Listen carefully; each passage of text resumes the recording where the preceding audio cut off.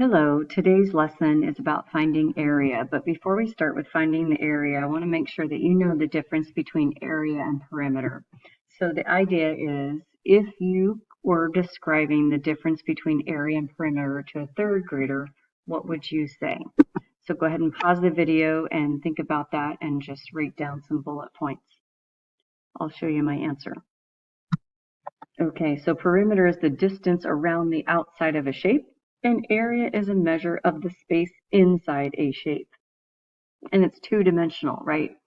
So just remember that area is 2 dimensions and perimeter is 1-dimensional because it's as if you're taking a ruler and measuring one length and measuring a second length, and the whole time it is a 1 dimension that you're measuring as you go around the outside. Okay. So you already know how to find the area of a rectangle. And when you were in third grade and you were starting with an array model, you probably drew dots. And so I'm drawing 3 rows of dots that's going to represent 3 times 6. And when you counted them, you counted 18 dots. So this array stands for 3 times 6 equals 18. And then you also learn the area model. And the area model looks like this, where I have a length that is 6, and I have a width that's 3, and 6 times 3 is 18 square units inside. So if you count the squares inside, there's 18. And so this red star is where I'm having you write down the first formula for today. And the area of a rectangle is length times width. And the way we write the formula is a complete math statement. It's A equals L times W. Notice the A is a capital letter and the L and the W are lowercase. Most formulas, the value that you are sort of solving for usually has a capital letter and all of the other variables are lowercase. So try to get used to writing a capital A, but the L and the W are lowercase. All right, next. So the essential question is, how can we determine the formula for the area of a parallelogram using what we know about the formula for the area of a rectangle? And it's a great thing if you can use what you already know to figure something else out because it just helps your brain remember it. If you look on your record and practice journal on page 77, you're going to see this information. And what I want you to think about is you already know this, right? This is the area of a rectangle. It's length times width. You learned this in 4th and 5th grade. And in this chapter, we're going to go on to figuring out, right? This word derive means, hey, let's figure it out. We're going to derive the area for a parallelogram, a triangle, and a trapezoid. But it's not like you have a lot of memorizing to do because it's all based on this very first formula that you learned, which is length times width. So if you can't remember the area of a parallelogram, triangle, or trapezoid, you just need to go back to the original shape and think about what we did to that original shape to make it turn into a parallelogram, a triangle, or a trapezoid, and that'll help you. Okay, next. So on record and practice journal, page 77, it gives you some information. And the first thing you're going to do is draw a rectangle on a piece of graphing paper. And I have the instructions written out on the next screen, but I just wanted you to see that it's in the record and practice journal as well. So what I want you to do is I want you to draw a rectangle on a blank page of your graphing notebook. I also want you to draw, you can first draw a rectangle, do this in your graphing notebook for today's notes. Right, so this is in your graphing notebook, and then you're going to turn to a blank page and you're going to draw that same rectangle. And I'm going to show you that I want you to find the area of the rectangle that you put in your graphing notebook by calculating length times width. My length is 1, 2, 3, 4, 5, 6, 7. So the length is 7, and the width is 1, 2, 3, 4, 5. So my width is 5. And when I find the area, right, it's 7 units. Oh, I should have put the units. It's 7 units times 5 units, which equals 35 units squared. Oops, the 2 needs to be an exponent, right? And so this area of 35 units squared if you counted all the squares. Inside, there's 35. So now what I'm going to have you do is once you have a rectangle in your graphing notebook, in today's notes, I want you to draw a second rectangle. And this second rectangle is one that you are going to cut out. And when you cut out your rectangle, or sorry, before you cut out your rectangle, I want you to do step number 3, which says use a ruler or straight edge to draw a line from the top to the bottom.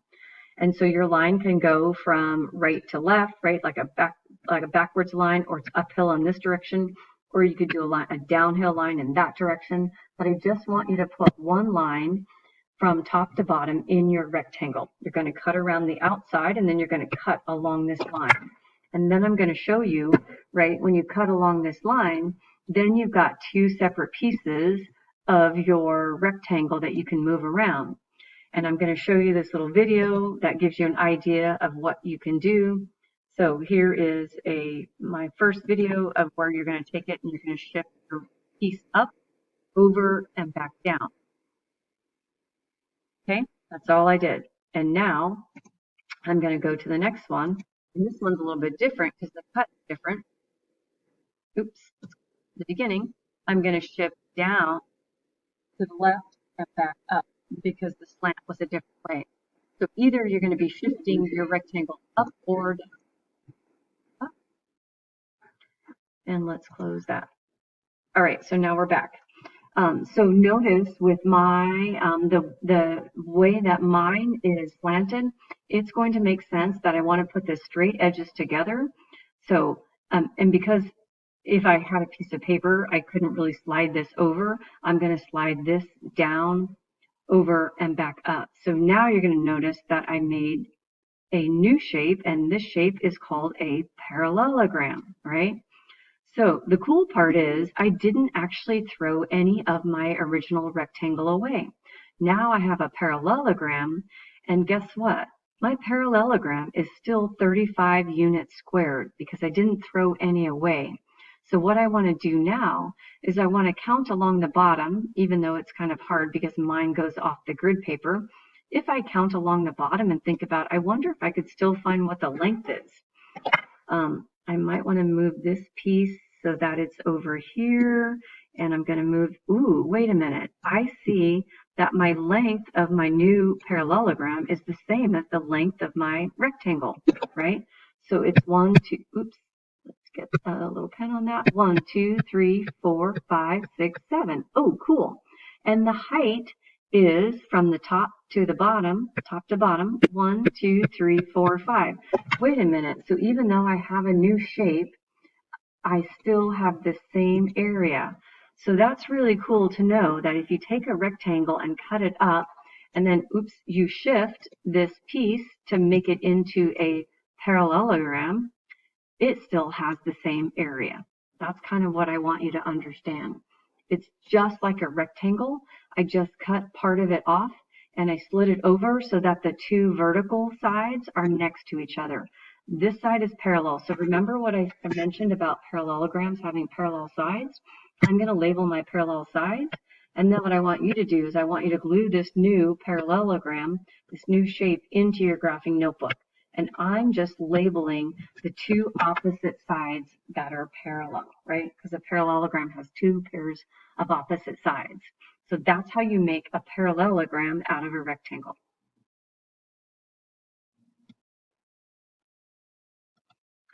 So now I'm just going to go over a few things. So now you can see, hey, here's my rectangle, right? It was 7 times 5. Here's my parallelogram, 7 times 5.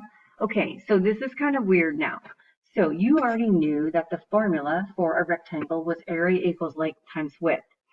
Now, the length and the width haven't changed. They've sort of shifted places, but now I want you to see I've got a new formula. And so remember how I said in geometry, sometimes it's a lot of vocabulary.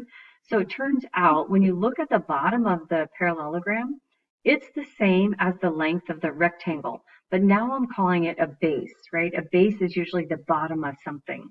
This becomes the base, and then there is a height, and the height goes from the top to the bottom. And instead of calling it a width now that it's a parallelogram, I'm calling it a height. But I want you guys to know that the width of your rectangle is the same as the height of the parallelogram, right? It's just now, I give it a different name. It's the same distance. So now I've got this relationship between the length of a rectangle is the same as the base of the parallelogram, and the width of the rectangle is the same as the height of the parallelogram. And then here's another picture that is showing you basically the same thing. But now I want to talk about, look at this picture of this parallelogram down here. What's the height of the parallelogram? A lot of people start looking for the height, right? We're used to seeing the height kind of inside, like this line is over here. So if you start looking inside this parallelogram for the height, it's going to be kind of weird because you're going to go, wait a minute. If I look at trying to trace this line and count the squares, if I start here, it looks like the height is 1, 2, and a little bit more. But wait a minute, that's not what the height is. So the height goes from the top of the shape to the bottom. And this might seem really weird at first, but the height of the parallelogram is all the way from the top all the way down to the bottom, and it has to be perpendicular to the base. So now I want to point out that this is the base of my parallelogram. And a lot of people get confused because they look at the shaded in portion and they think because this whole square isn't shaded in, that doesn't count as part of the base. But notice the base goes from here to here. So it's 1, 2, 3, right? So the base is 3 units. And the height goes from the top down to the bottom or the bottom up. And so since I drew this line, it's not inside the parallelogram, but it's the line that I'm going to call my height. And then I count the squares, 1, 2, 3, 4. So my height is 4 units. Height has to go from the top of the shape down to the bottom. Okay. So now I've got the key idea, right? This is TB is the abbreviation for textbook. So if you look at your textbook on page 154, this is the key idea that you'll see.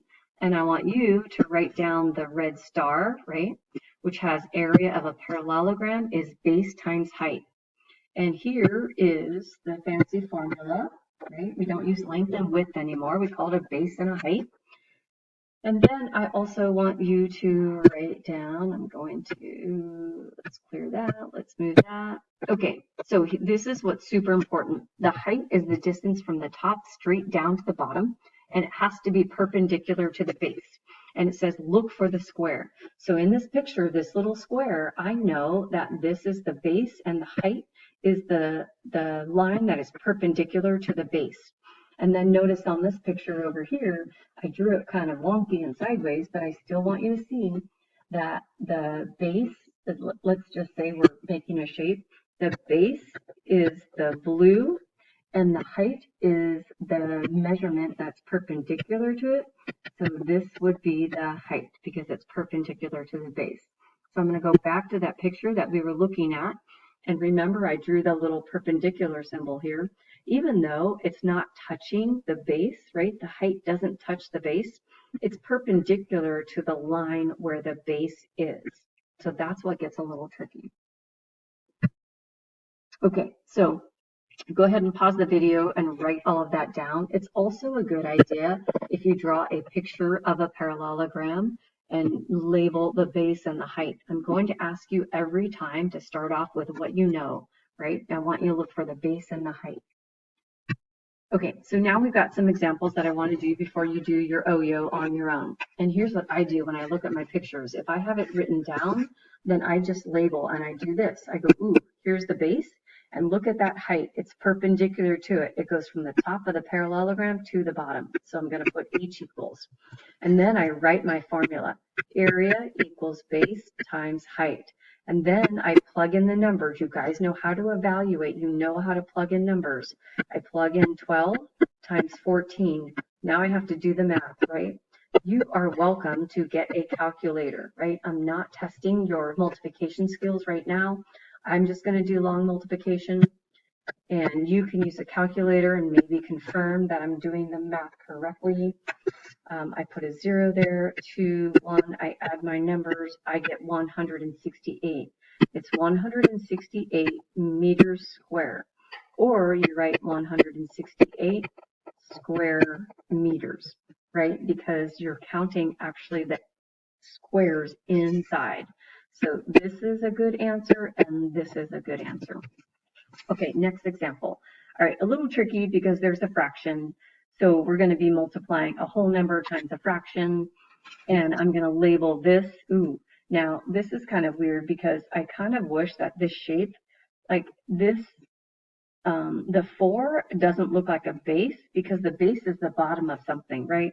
So it makes sense to think about if I moved this parallelogram so that it shifts and this number is the base and that makes this number the height.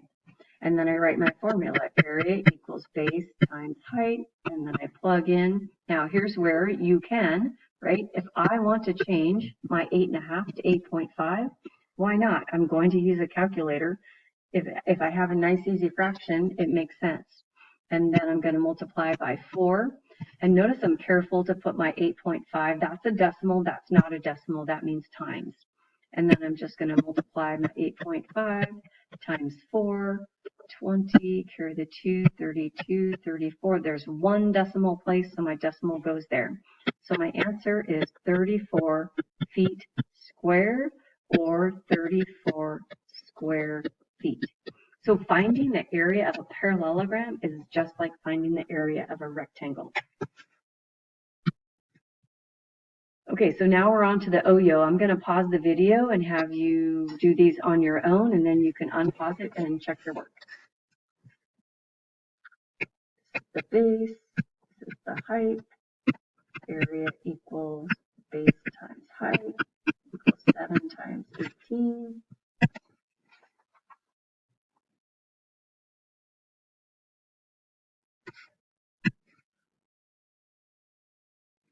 So I get 126 inches squared. All right, I'm going to call this the base, and I'm going to call this the height. Area equals base times height, which is 30 times 20.5. Go ahead and use a calculator. I probably would. 615 square yards or yards squared. Okay, so sometimes you're asked to find the area of a parallelogram on a grid, and we've already sort of looked at that. And so what I want to do is, you know that I'm going to be asking you to find the base and find the height, because the formula you're using is area equals base times height. So if I look at this base, it goes from here to here, and I just count the squares, 1, 2. So I know my base is 2 units. And then for the height, remember the height is from the top of the shape all the way to the bottom. That's not a very straight line, but it is going down to the same line that the base is on, and it has to be perpendicular, and then I count.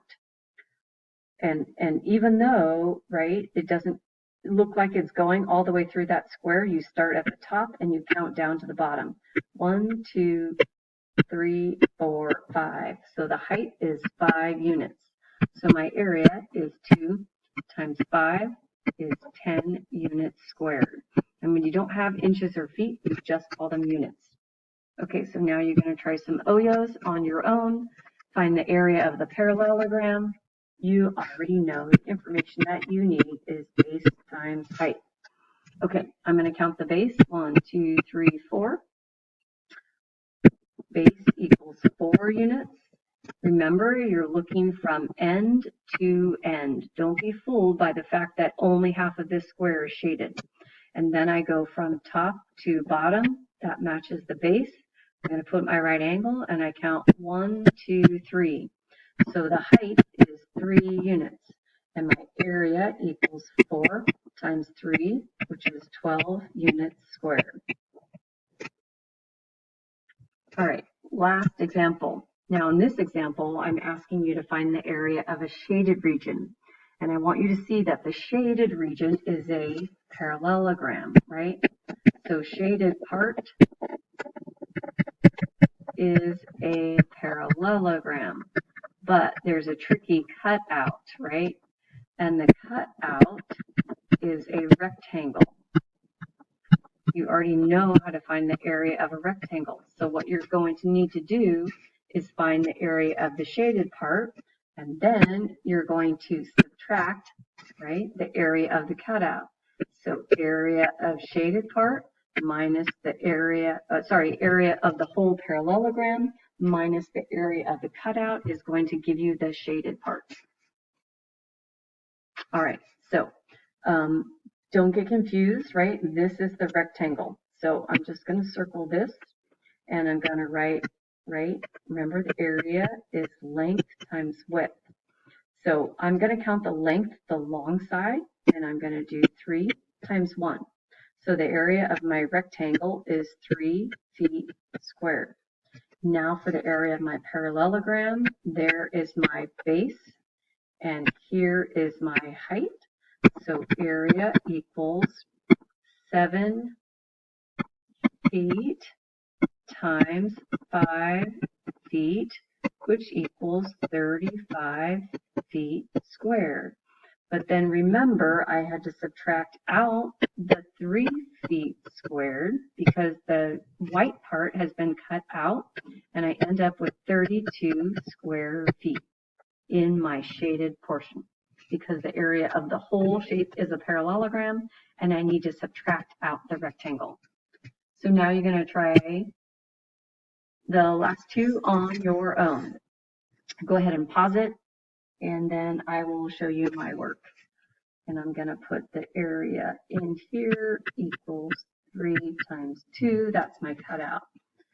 This is the base. This is the height of my parallelogram. So I'm going to do area equals, and I'm going to draw a little parallelogram. Area equals base times height. And so that's 10 times 7. I get 70 centimeters squared. And then my rectangle area is length times width, which is 3 times 2. This is 6 centimeters squared. I'm taking 7 centimeters squared minus 6 centimeters squared, and I get 64 centimeters squared left over. All right, last one. Wait a minute. Okay, so this is a tricky one because the rectangle inside, okay, so you can see the area of the rectangle inside is 6 times 8, but now I've got 3 numbers for my parallelogram. And I want you to remember that what I told you to look for was the base and the height. And remember, the base is here along the bottom, and the height has to be perpendicular to it. So I haven't taught you this yet, but this number here is called a slant height. It is not the height of the parallelogram, because the height, it's like if you were leaning up against a wall, right? If you stood away from a wall and then you leaned your head against the wall and you said, hey, come and measure how tall I am, right? You are leaning, you are not standing straight up. So you have to stand straight up to get measured. You have to find the height that goes straight from the top to the bottom. So the parallelogram area equals 12 times 12. So that is 144 feet squared. The rectangle area is 6 times 8, which is 48 feet squared. To find the shaded part, I must subtract out the cutout of 48, and I need to do some regrouping. That's 0, 14, 13, this becomes 6, and that becomes 9. So I get 96 square feet for the area of the shaded portion. Okay, that's it.